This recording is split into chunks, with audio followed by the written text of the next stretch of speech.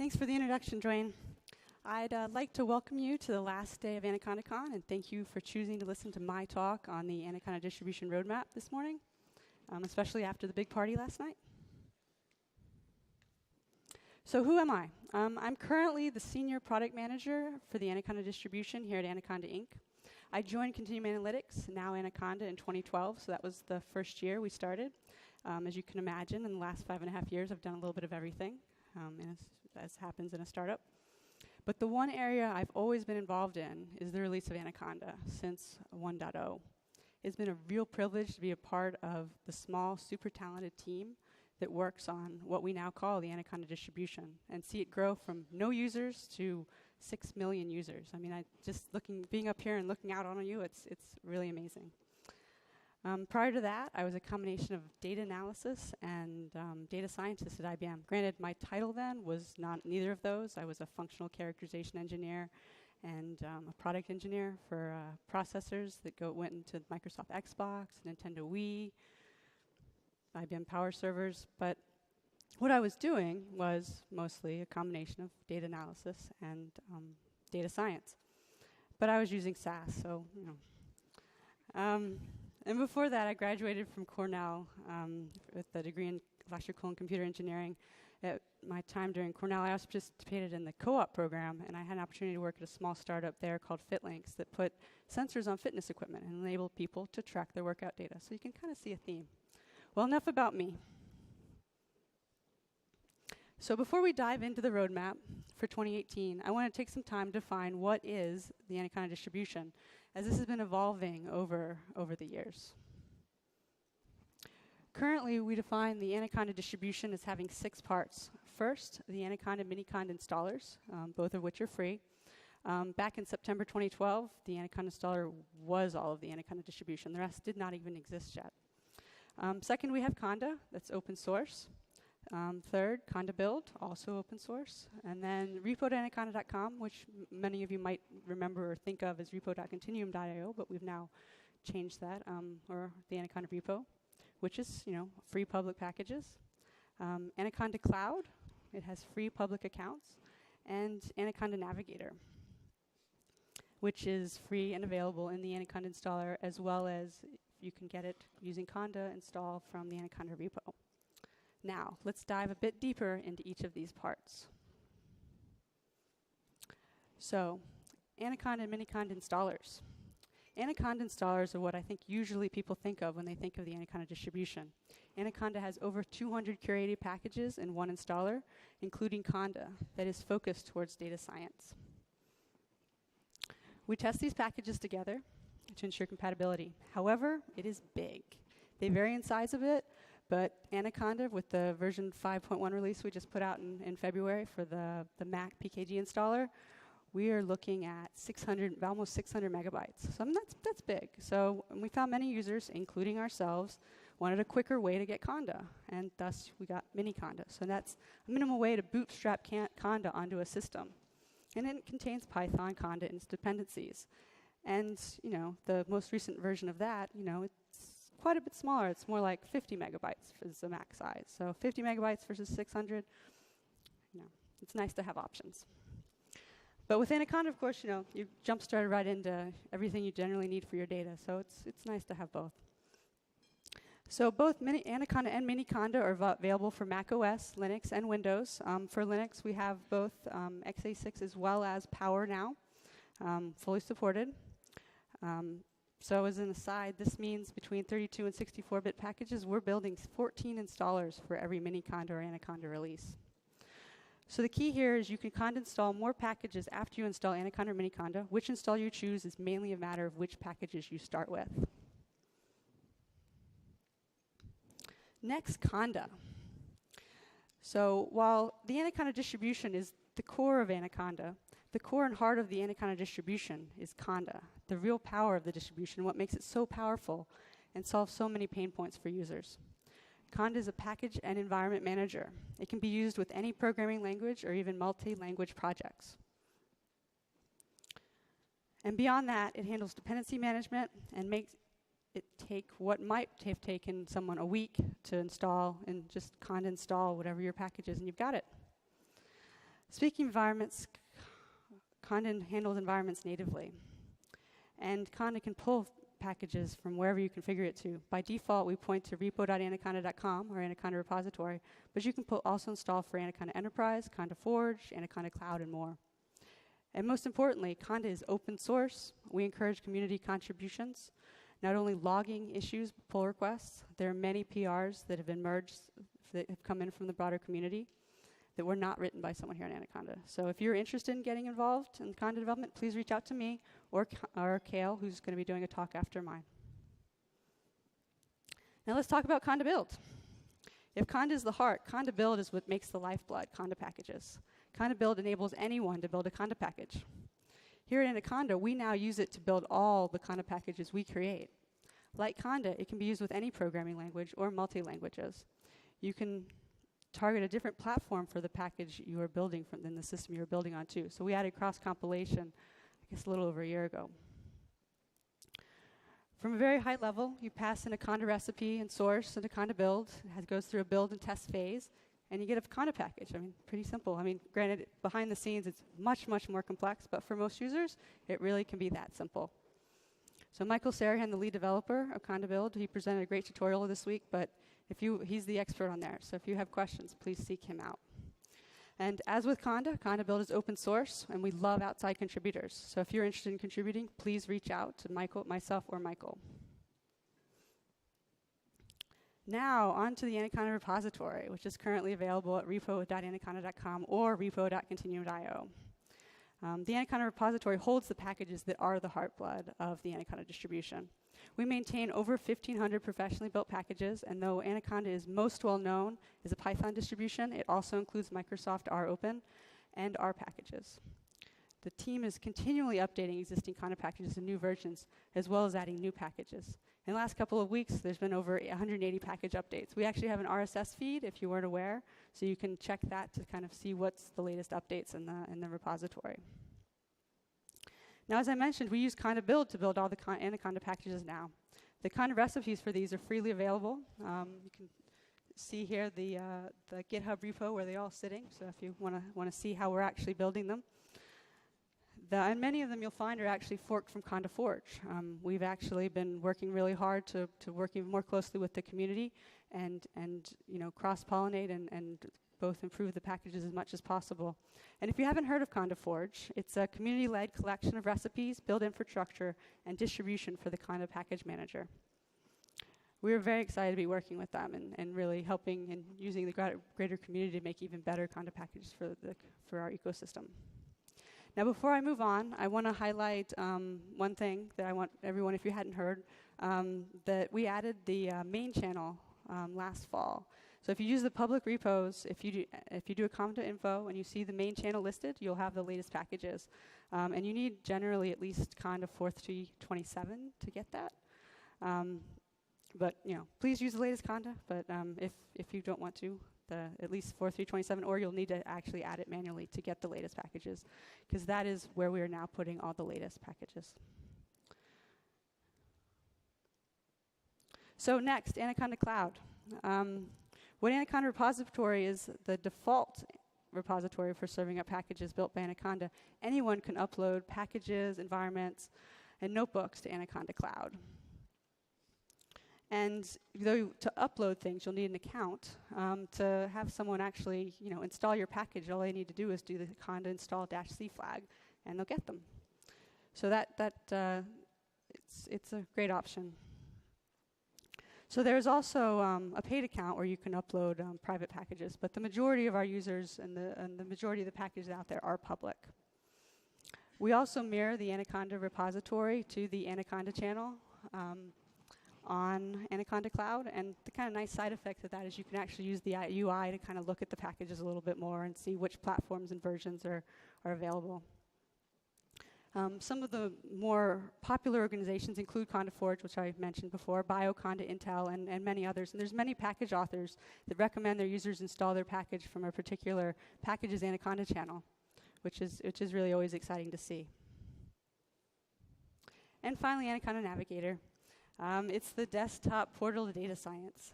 Basically, for those who don't want to jump right into the command line, Navigator provides an easy way to launch applications and manage your local Conda environments. It's also handy to, it has some handy links to events that are upcoming, mailing lists, webinars. It's a nice entry point. And I want to point out also in the screenshot that with Anaconda version 5.1, we added VS Code. So with VS Code right now, you can get it through Navigator, or you can get it from Microsoft directly, or by actually installing Anaconda 5.1 or later. So how do all these parts fit together? On the left-hand side, you have your source, like where you're getting all the packages. It goes in. We build them with conda-build. So if we're building them, they go to the Anaconda repo. If someone else in the community is building them, oftentimes they go to Anaconda Cloud. Users can then get those Conda packages using Conda, using the Anaconda Navigator, or just with installing them with one of our installers. It's a bit simplified. I kind of attempted to create exactly what was happening behind the scenes, and it looked like spaghetti, so I let you have the simplified version that's more easy to follow. So the key here is that Anaconda decides which packages are available in the Anaconda repo. Anaconda Cloud allows upstream to quickly ship bleeding edge releases without Anaconda being in the middle or a bottleneck. And for enterprise customers of Anaconda Enterprise, the repository functionality gives them the best of both worlds. They can consume packages from any source, and IT and data science admins can decide which packages are made available on their machines.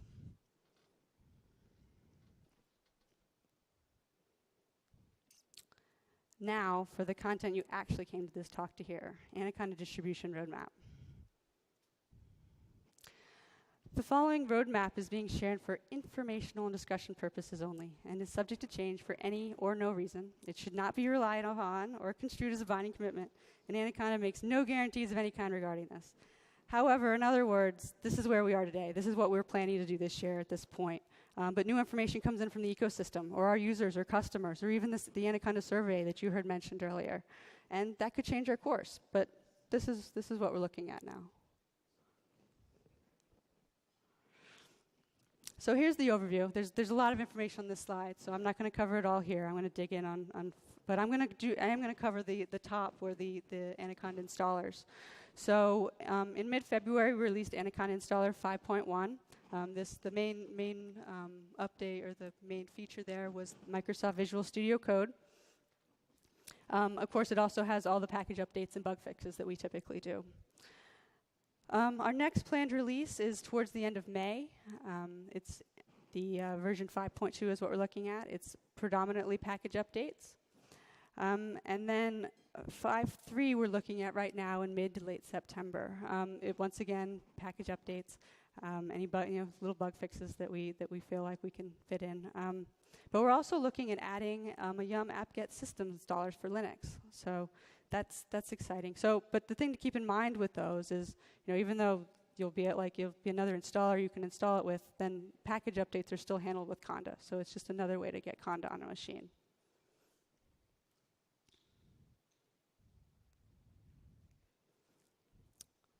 Now, let's do a quick recap for the first quarter this year so far, for those who might have missed it. First, Microsoft R Open is now the default R for Anaconda users. Also, Microsoft R Client and Microsoft ML R packages and the pre-trained models are available as Conda packages. We're continuing to maintain the same R that we had before. Those are still available, but if you create a new environment, unless you change your configuration, then you're going to get Microsoft R Open. We have a blog post called Introducing Microsoft R Open as the default R for Anaconda Distribution from late February of this year. So if you want more information about that, I'd suggest you check that out. Second, we're moving Anaconda Repository from repo.continuum.io to repo.anaconda.com. This is one of the last steps of the company renaming, where we've changed from Continuum Analytics to Anaconda. There's a blog post with more details on this one too. It's called Anaconda Repository Changes Afoot from early March that I'd recommend checking out if you'd like to see how we're rolling that out.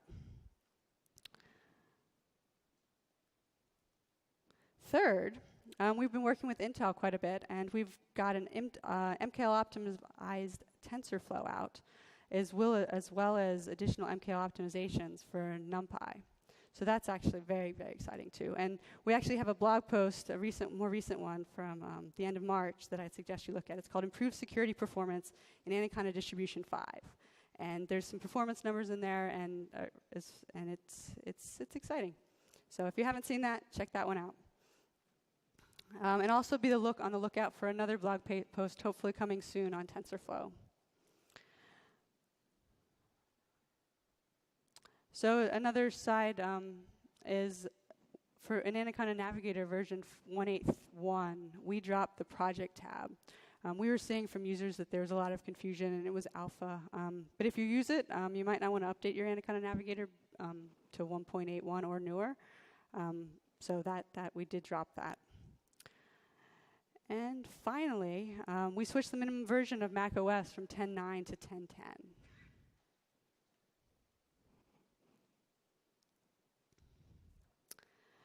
So, what else is on deck for the second quarter this year? First, the looming deadline of the EU General Data Protection Regulation, commonly referred to as GDPR, which you might have heard mentioned in the open video at here at AnacondaCon. Everyone needs to make sure that, or everyone who's got customers in Europe needs to make sure they're compliant by May 25th, 2018. So we're definitely have a focus on that for all parts of the Anaconda distribution. Next, we're going to be looking at adding explicit SLA, service level agreements, on package updates for some packages. Right now, packages like OpenSSL, we are updated within hours, but others do not have a structured plan for updates. So that's one of the things we're focusing on this quarter. Also, we're looking at adding a miniconda specifically for CI/CD pipelines. So this is going to, like miniconda is just what you need to bootstrap conda, this version of miniconda will be just what you need to actually build conda packages.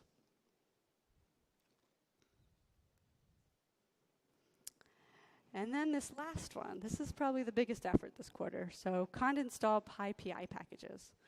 So let's dig into that one a little bit more.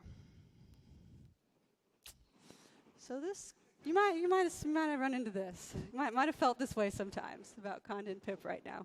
This isn't to say which one's better. I mean, they both are good, but they're not playing very well together right now, especially in conda environments. And there's also often clobbering going on. What you end up with isn't quite what you intended. And at least from conda's side, there's work we can do to make this a lot better for our users.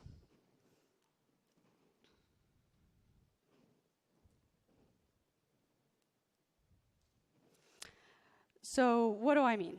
Say you have an environment with Anaconda, conda 4.3.27, bleach 2.13, and HTML 0.99, well, 99s. And you want to use TensorFlow. And you didn't know there was a conda package for TensorFlow. And you read you need to pip to install TensorFlow. So you pip install TensorFlow. And then TensorFlow requires TensorBoard, which requires HTML 0.99979s. Luckily, the HTML5 lib finally passed 1.0, so we won't have to count 9s anymore unless you're using TensorFlow. And then it also requires Bleach 1.50. So after all that, you might decide, okay, let's do a conda list. And you see this mess. It's like you've got duplicate packages and versions, and it's like, so what is in your environment? What do you actually have? Well, you can't really tell from your conda list at this point. And your conda environment probably isn't in a great state. In fact, you may have broken your conda environment. You downgraded Bleach, you downgraded HTML5 lib, and possibly other packages. And the important thing is, even though it shows up here that there's pip packages, the conda solver has no idea about those pip packages right now. So all that wonderful dependency management that you get with conda, it has a huge blind spot with packages you've installed with pip right now. So generally, I mean, we've recommended in the past, just install conda packages if one is available that you want to install. Of course, that's not always possible, and it might not be what you want to do. So we want to make it this much less painful and prone to disaster for our users.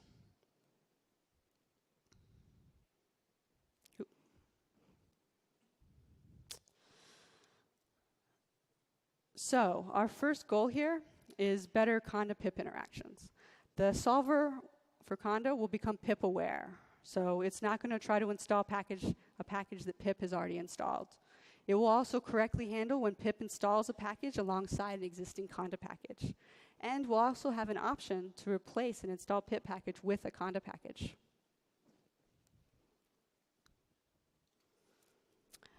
And that'll help us get to our second goal, enabling conda to be able to install directly from PyPI. So if the package is not available in your default conda repository, conda install, whatever package name you're looking for, will prompt users to install from PyPI or anaconda.org. Not only install, though, I mean, you know, if you install, it's like you still want to be able to update and uninstall, so of course we need to do that too. But this will be a phased rollout. Pure Python packages first. As you may or may not aware, there are significant technical challenges with wheels with compiled code or SDIS that need to be compiled. So part of this effort will be spelling out to users what swim lane they are trying to swim in with the PyPI package being installed. We're also looking at adding more of the most popular packages from PyPI that do have compiled code that do need to be compiled, as these are the packages most likely to cause problems when you install them from PyPI. Unfortunately, we can't fix all the packages on PyPI. So the value for some of you of this feature might be, you know, you could see it. But others, you might be wondering, well, I thought conda was so great. Why are you doing all this stuff with PyPI packages and supporting those? The reason is there are a lot of packages on PyPI, over 100,000, many more than are available as conda packages. By the comparison, the conda ecosystem looks relatively small, with only about 5,000 packages available, and that, you know, that's out, you know, beyond just Anaconda, but this is the greater conda ecosystem, and that 5,000 number probably includes some R packages as well. But we did some analysis, and of course, not all packages are created equal. The top 2,000 packages on PyPI account for probably about 90% of the downloads, so the conda ecosystem is not that far off from that. Of course, those other, you know, 98% of packages do matter. The diversity of the capability is part of what makes the Python ecosystem so great and such a vibrant language. So we really do feel this is a critical capability to add to conda. Moving on to our plans for the third and fourth quarter of this year. But before I get to that, the larger themes for that, I want to point out one activity that will take quite a bit of work from the team that straddles the second and third quarter. Python 3.7 is targeted to be released in mid-June this year. That means not only building Python 3.7, but building the rest of the Anaconda packages that depend on Python as well. Also be aware that this release means that Python 3.5 will no longer be supported by the end of the year. The Python 3.5 packages in the Anaconda repository will remain, but once Python 3.7 is solidly supported, then we'll no longer be updating packages with Python 3.5. Okay, now on to the rest of the third and fourth quarter. First, this one, I'm really excited about this one. We're looking at adding Anaconda and Conda package signing. So you'll be able to have confidence that the package is built by someone you trust. So all Anaconda Inc. packages will be signed, and there's also going to be a process for third parties to be able to sign their packages.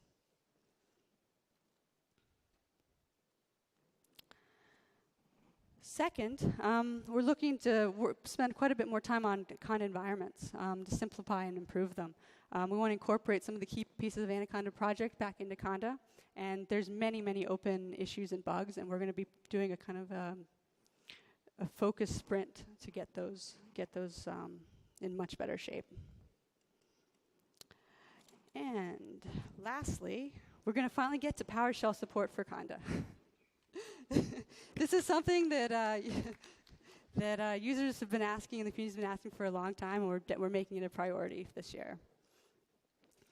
So you might say, is that all? Well, probably not. We're always thinking of other ways we can improve the Anaconda distribution, and you know, we're in kind of an agile development mode at the moment. So you know, as the year goes on, there might be new things, but at the moment, this is our course.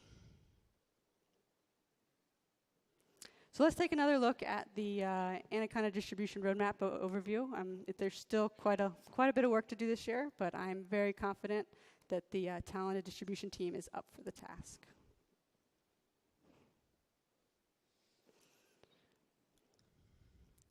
Now for the key takeaways. So if you remember nothing else from my talk, I want you to remember these. Anaconda is fully committed to the Anaconda distribution and the Anaconda community. I mean, it's going to continue to be free, as Scott said when he opened AnacondaCon. We really care about the community and our users. And secondly, that we were going to continue improving and fixing bugs on all parts of the Anaconda distribution, from improving how quickly packages are updated, adding popular packages, automating our internal processes to be more efficient, and more. So remember these, if nothing else. So Anaconda user survey. So this my talk's wrapped up, but I want to take a moment to ask that if you haven't already, please fill out the Anaconda user survey. The survey runs until April 30th and is an additional incentive. We're giving away Sonos One with Amazon Alexa built in. So if you haven't done it, please do. These results are really important, and it will shape what we do in the coming year and the coming years. So please take that time. Also, for those of you still here tonight, there's an APUG Austin Python users group meetup tonight at the Capitol Factory at 7 p.m., just in case you're in town and you haven't had enough Python so far this week. Anyway, that's it for me. Thank you.